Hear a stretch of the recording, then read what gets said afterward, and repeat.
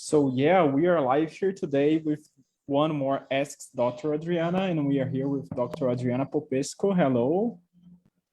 Hello. Hi, everyone. And we are talking about drama today. Yes. Are you addicted to drama? I think it's timely considering all the insanity going on in the world right now. I've spoken on this topic before, and it's funny, I just got done actually recording a podcast on addiction treatment, because I am a licensed clinical psychologist. I'm an addiction and trauma specialist and an empowerment coach. And I was speaking with my boss at Avery Lane for this podcast. Avery Lane's the rehab where I work. And it's just got me thinking, like, how much we've learned so much about addiction in the last, especially with science and technology and looking at people's brains. We've learned so much about addiction in the last few years. And I think that underlying, we talk about addiction to drugs and alcohol and the internet and this and that, but there's also this addiction to drama that I think that doesn't get spoken about as much. So that's kind of what I wanted to talk about today. I actually want to talk a little bit about the science part of it. I wanted to talk about our conditioning, how we kind of learn that this is normal and we think it's normal, and we seek out drama sometimes, especially if we're bored and we're not really creating our lives. We end up creating problems. I kind of want to talk about that. There's a few different things that are relevant to this topic that I think would be, helpful for people to hear about. And I'm curious to hear from folks, anyone who's tuning in, to hear their responses, their feedback, what's been their experience with this. So let me start with the personal. I grew up in a home where there was a lot of trauma and drama. I'm the only child of two highly volatile people. They're no longer with us, but they were very, I would say they were very traumatized people, because my parents were children, they were older, and they were children in World War II. My parents were about 7 and 8 years old when they were in Romania. And Romania was a country that went back and forth between the Allies and the Nazis. At one point, Germany did invade and take over. They were Nazis in the streets. And then meanwhile, the Allies were doing bombs and air raids. And it was, you can imagine, like similar to what's happening in the Ukraine these days, that was happening in my parents' home country when they were children, right? And I thought what was really interesting is I was once working with a Rolfer chiropractor, and he said, well, so you realize you were a tiny little ovum. You were an egg in your mother's body when she experienced all this trauma, and how much of her trauma and whatever her parents and ancestors' trauma, how much of that drama and trauma imprinted on you. Because he said to me at one point, when he was working on my body, he's like, I feel like your body's at war. Like there's something in your body that feels like you're at war. And I was like, wow. And I connected the dots. It was like, yeah, my parents were kids in a war. How much did that energy, even just think about living inside your mother for 9 months, how much of what she has experienced, all of the trauma, all of the chaos, and there were other things too, besides the war. After that, it was communism. So that deprivation, not enough. There was very much scarcity, not enough food. There wasn't enough electricity. It would go on and off throughout the day. And then there were, personal conflicts in her family between my grandfather and grandmother. There was a lot of conflict. My grandmother died at a young age. All these things that, even though they didn't happen to me personally, have had an impact on me. And I think intergenerational trauma is a really fascinating thing. And the study of epigenetics has really shown us how when we experience trauma, it changes the way our genes function. And those changes can get passed on to future generations. So for example, there is research that shows that the grandchildren of Holocaust survivors, they will often show the symptoms of PTSD, even though they personally have not gone through traumas that would warrant that. That their genetic expression is being carried down through their parents from the grandparents who went through these horrific experiences. That imprints on us energetically and even in our genetics. which is just fascinating to me. And I love the work. We talked on my podcast. I host a podcast called Kaleidoscope of Possibilities, Alternative Perspectives on Mental Health. And we brought in for one episode a woman named Lynn Irvin, who works with family constellations. And this family constellations work really is speaking to the impact that the experiences that our ancestors had, that our lineage, our family, how those things, it could go as far back as like the Irish potato famine, or it can go back to, I don't know, like times of starvation, other times of war, the Crusades, like, I don't know how far back it goes, right? Slavery, that's a huge one. The impact that slavery from, hundreds of years ago is still having on people today. All of that is so, such a part of what I'm setting up here as our addiction to trauma and drama, because our history has so much of it, right? So I wanted to speak to that piece. And then I wanted to speak more to then our personal experiences. So we have this inherited family trauma. And then what do we experience growing up? So I experienced a highly conflictual home where there was a lot of fighting. There's a lot of anger, things were getting thrown around, people were screaming, and that impacted my nervous system. Like that impacted, like my level of anxiety. I experienced a lot of anxiety in the presence of this chaos in my home. And what we now know, there's been a wonderful research study that came out a while ago called the ACEs study, ACE, Adverse Childhood Experiences. And we might even put a link, in the comments around this, but there's a TED Talk that I often share with clients from Nadine Burke-Harris on this topic of adverse childhood experiences. And the study basically looked at close to 20,000 people who are in the Kaiser Permanente healthcare system here in Northern California. And they developed this questionnaire that had 10 questions on it. Did you ever experience in childhood any of these experiences? A parent or someone who had an addiction or a mental health condition, domestic violence, somebody went to prison, there was a divorce, there was a loss, maybe, these types of things, adverse childhood experiences, basically potentially traumatic things that you witnessed or experienced growing up, or personal abuse. You were sexually or physically, abused in some way. And you would get 1 point for each yes that you said yes to of these 10 questions. So they took that data and then looked at later in life what these adults had experienced as far as their physical and psychological health. So what they saw was huge correlations between the number. Not only was there a correlation with having adverse childhood experiences and then later having health problems or mental health problems in life, heart disease, gynecological issues, addiction, mental health things, all suicidality, all these different things.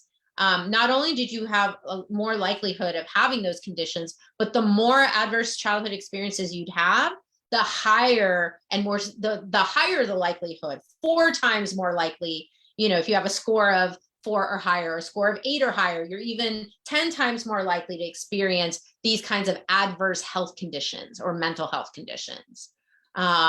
So we know that what happens is when a child is exposed to all this chaos and all of this drama and traumatic things, it changes the way their brain functions. What we now know from the science is that amygdala, which is the key part of the fight, flight, freeze response, right? Your body is always scanning the world for information, for threats, right? You're looking, this is our survival mechanism. It's a very primitive parts of our brain, right? We're wired to look for danger, okay? The child who experiences a lot of trauma, their brain is primed for danger. They're seeing danger everywhere.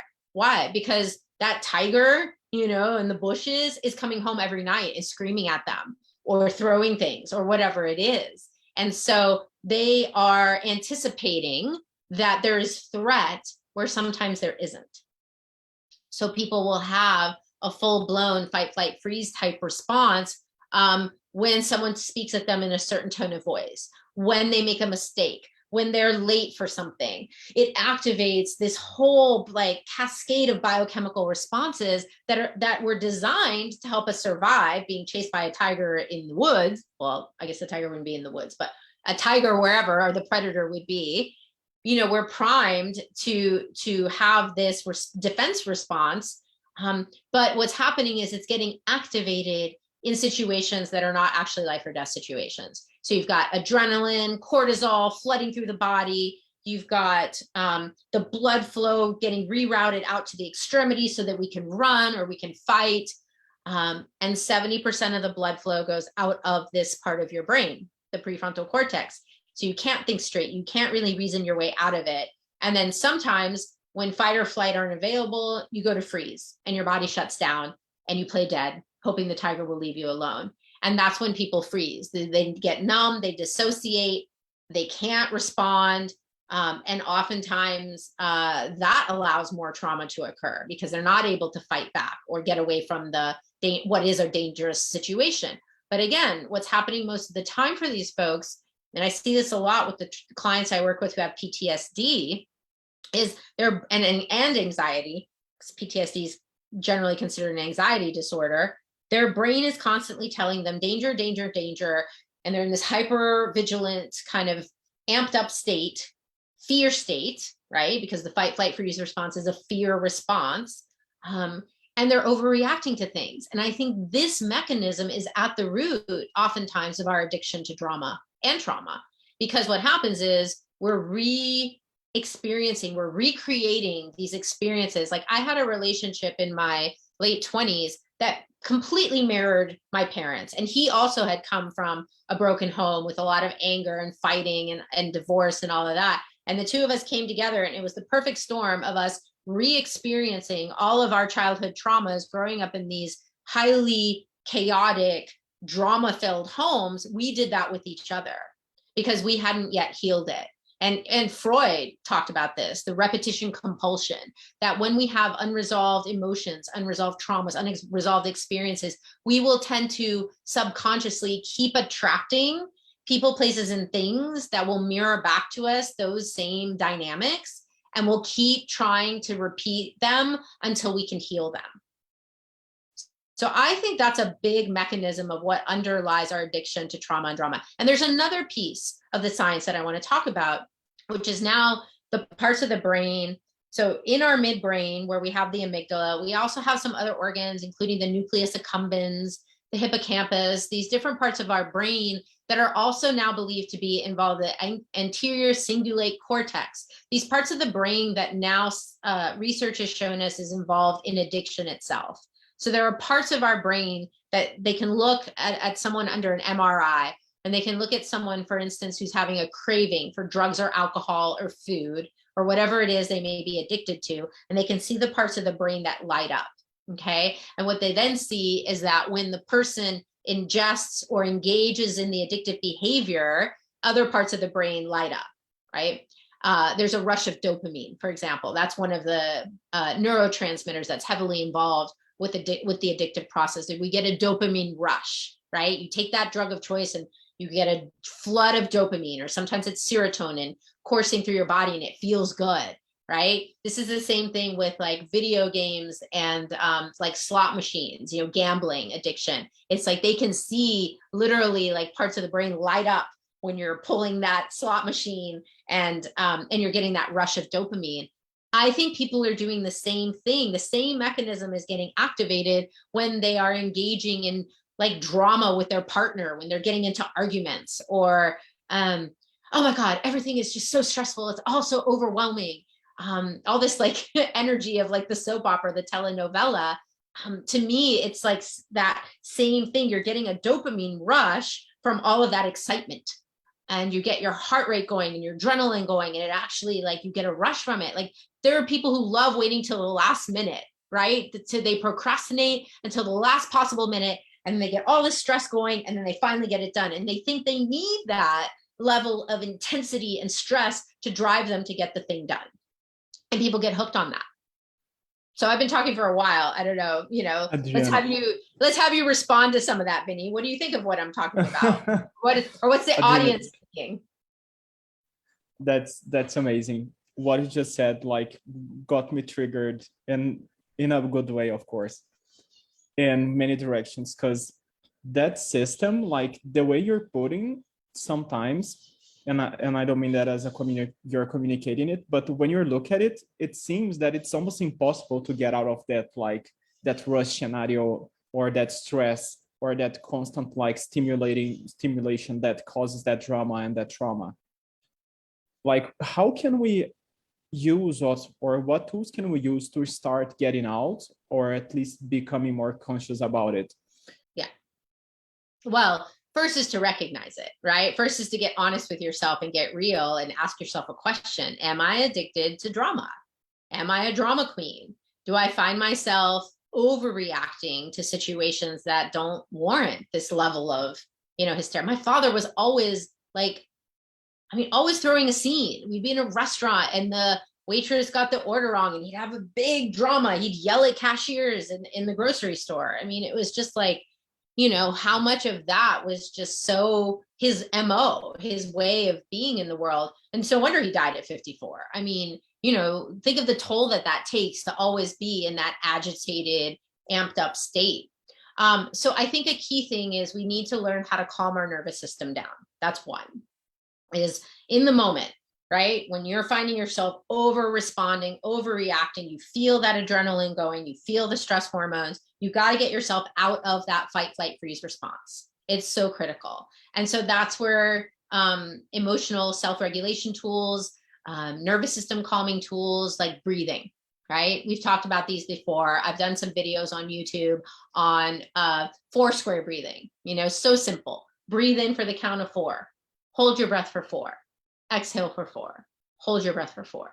Do that 5-10 times. And what it'll do is it'll send a deactivating signal to the amygdala to get that fight, flight, freeze response tamped down. It's via the vagal nerve. We can get into the science of it, but we know that this works. Okay.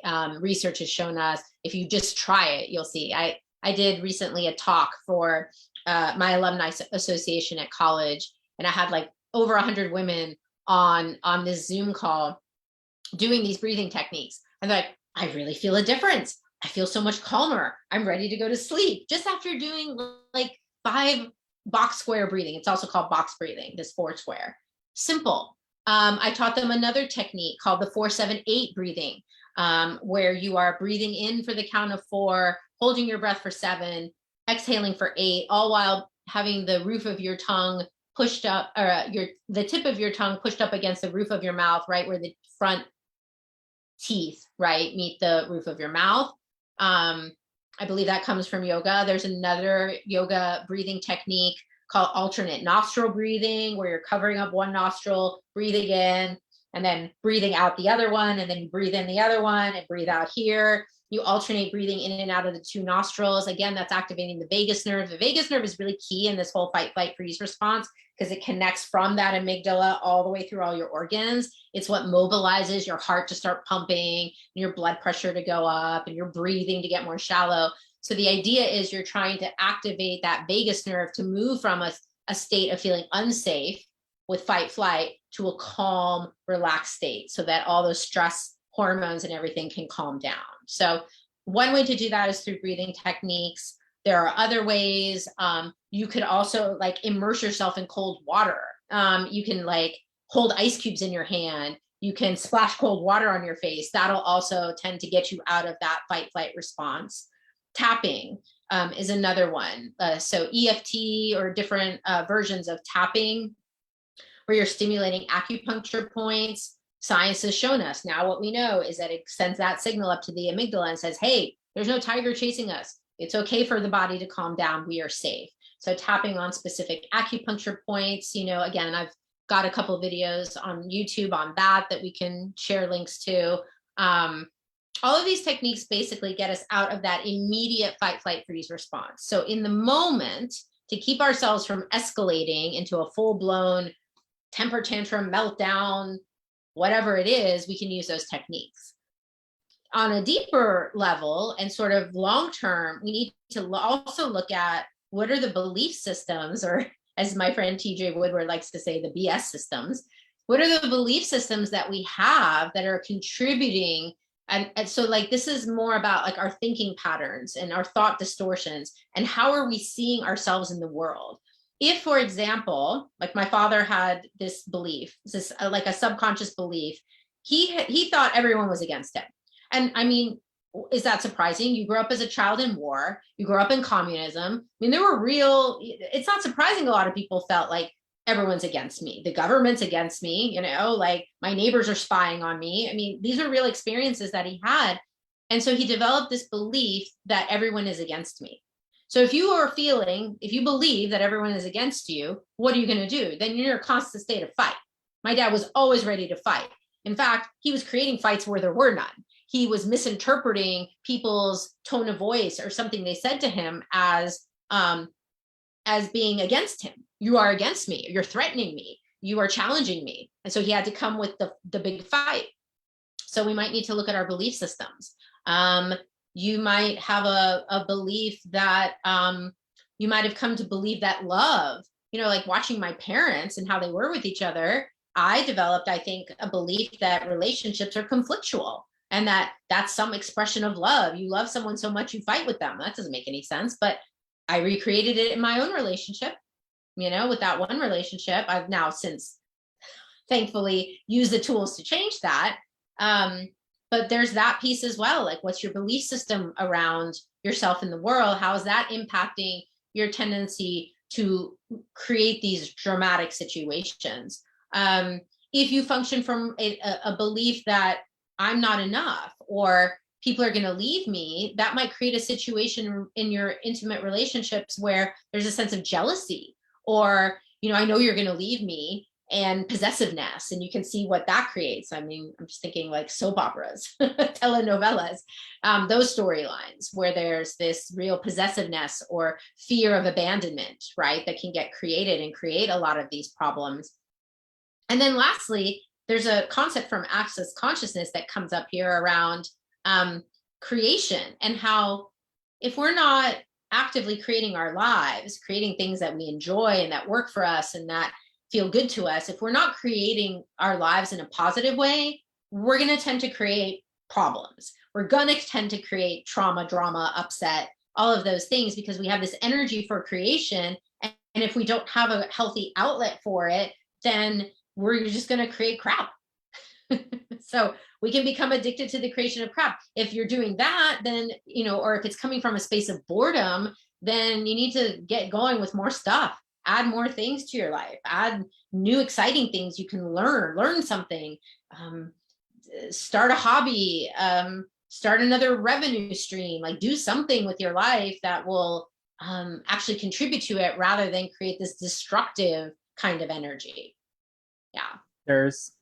That's a different way of like and that's quote unquote over stimulating ourselves. That's not through soap opera, telenovela, and all that drama. Yeah. As you were saying and talking before, I was kind of thinking of how like our ancestors, if you look at the like really, really long time ago, they lived in tribes. Their life, although they had like the danger of dying at any time, their life was pretty much chill. They didn't have to do much. They would have like to eat, search for food, come back home. And the moments of stress that they had were like minimal, or at least they were like focused on one time of the day or one time a week when they have to hunt. And right now we are basically functioning from, we have to hunt and be stressed out all the time. And all that dopamine, that stimulation, we are like using our quote unquote need of that and creating the drama, the soap opera, the traumas to like keep ourselves stimulated. And that's really interesting the way you put it. Yeah, and I think we get hooked on it, you know? I mean, that's the thing. When you're constantly seeking out that dopamine rush, like your brain can get hijacked by that. That's what happens with addiction to drugs and alcohol. It's like that constant need to get that rush, to get that adrenaline rush comes, and people have it other ways too. You know, people get it from dangerous stuff like driving really fast or, you know, jumping out of airplanes or whatever, right? Like that thrill, the rush. We definitely can get hooked on that. People with sex addiction often have that. I've been watching, this documentary on the secrets of Playboy. You know, it's a documentary about Hugh Hefner and what he created. And clearly that guy was a sex addict. And when you listen to the women, his girlfriends and things talk about, he kept needing more extreme sexual acts, right? He was deriving pleasure and getting that rush from more and more intense sexual kind of, moving into fetishes and some of the more out there stuff, intensity, sometimes even some violence. And that's what he needed to continue to get stimulated sexually, right? And that's the same mechanism. We could have easily explained that through the same brain science I was telling you guys about. But there's always this need for more of it, and different and more extreme. And you see that. You see people all over the place getting hooked on that. And Adriana, regarding like families and the space where we are like being constantly like the spaces where we can't really like run away from, or at least like shut it down, especially like with families and people that are really close to you. Like, what can you say for someone that's having problems to deal with a really dramatic family or living in intense situations in their house? Right. Well, remember that it's a choice to participate in it. So you're going to have people who are trying to probably bait you into a conflict, right? And so I'll use the metaphor here of a tug of war. When two sides are pulling on a rope, that's kind of what like this kind of fighting is. Don't pick up the rope. Or if you have picked up the rope, drop it once you realize, oh, I'm engaging in this with them. Okay. You have a choice to engage in that conflict. You do not have to pick up the rope if someone is trying to get you into that conflict. If you've got a partner, a mother, a father, someone who likes to fight, you don't have to participate, right? That's one. You can always walk away. That's two. I mean, even at home, if you're living with someone, you can go outside, you can go to your room, you can go to the bathroom and get away. So one would be to choose to not engage in it. I probably would use I really like the access consciousness tool of expand out. I would expand my energy field out and get really big and infinite. Because I find that when I have that more space available to me, then whatever's coming at me, the intensity that's coming at me just kind of can go past and through me. Like I'm so much space that nothing sticks. Nothing of what is coming at me from you can stick. It just passes through. That's helpful. I think if I were in an environment where other people were fighting, I would want to calm my nervous system down. I would want to maybe use some breathing or tapping. Maybe I'd want to use some visualization, like ground myself to the earth. Maybe meditation is something I might find helpful. But I think the key would be to really start to recognize like when you get hooked and what does hook you. What can your partner say or your loved one say that will get you to pick up the rope, and then work on that, because that's your Achilles heel. That's where you're vulnerable. So know what that is and use some tools and change that so that you're immune to other people's attacks. So, because the only reason you get engaged in a fight is that, I talked about this in the conflict stuff I was doing a while back. I did a Facebook Live in a class on, is it possible to live a conflict-free life? And when we talked about, based on the conscious recovery material, the 3 root causes of conflict is misunderstanding, misperception, the need to be right, and the desire to have other people change. If you work on being clear in your communication, if you work on not needing to be right, and if you give up the expectation that someone else changes, you don't need to have the conflict. That conflict is what's driving so much of this addiction to drama. So polarity, letting go of the polarity around I need to be right and you're wrong, or you're accusing me of being wrong and I have to prove that I'm right. The only reason that ever works is if you already believe that you're wrong. The only reason you need to defend yourself, like with my father, who was always defending himself, is because he fundamentally believed he was wrong. If you don't believe you're wrong, if you're functioning more as an infinite being, you're like, I am who I am and you are who you are, I don't need to prove anything to you. Then when people come at you with judgments and attacks, it's like, who cares? That's an interesting point of view you have. It's another access tool that I like. Interesting point of view. They have that point of view. Don't say it to them. You say it to yourself. Interesting point of view. They have that point of view. Look at that. They're judging me. That's an interesting point of view. I don't have to make that real. I don't have to make their judgment real. I know it's true for me. I know it's true about me. But if I believe that I am what they say I am, now I feel the need to get hooked and get into the fight to defend myself. So working on that, right? Where do you make yourself wrong? Where are you engaging in self-judgment? Where are you engaging in the polarity that creates so much of this conflict? That's amazing. Thank you for sharing all those tools. They're like, it's important to get this out so people know that there's quote unquote a way out, or they can at least create some ease with their like the way they're living their lives and their families. Yeah. Well, and sometimes, Antoniette, oh, sorry. Before you say that, I just want to say one thing about that. Sometimes too, we need to get out of a toxic situation. I also don't believe in staying in a living situation or in a relationship with someone where it's so bad that it's toxic, when it really starts to impact your health and well-being. If you can't find a way to like be immune to it, if you can't find a way to have allowance around the level of conflict or chaos or drama in the home or in the relationship, you might want to consider exiting it. Like, where else could you live? Who else could you have in your life? Like, maybe staying in toxic situations is not great either. And so for people to know that there's choice around that as well, and that there is a way out. awesome. Antonietta was saying thank you. She really liked your examples. Thank you, Antonietta. Any other questions or comments or anything from folks? Okay. I highly recommend, I wrote an article on this topic in Brainz magazine that recently came out. You guys can check that out. Maybe we'll put that also in the comments. If you want to find out more, I talked a bit about the tools of access consciousness.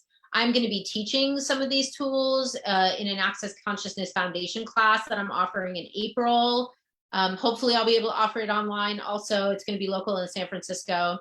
There are lots of tools there. I have the videos on nervous system calming techniques that you guys can find on YouTube. If you're interested in working with me directly, you can always contact me through my website, through social media. You can PM me if you have a specific thing you want to work on in a private session. Many different platforms and venues for learning these tools. And mostly, when I do this show, it's more about just education, like letting people know that there are tools, that there are actually ways we now understand about how our bodies and brains work, that we can change. The cool thing with epigenetics is that we can actually change our genetics. There have been studies that show that when we do the tapping, we change 72 different genes in our bodies get turned on or off. So we can actually change those things now. We have the technology to do it. So there's no reason why anyone needs to continue to suffer if they don't want to.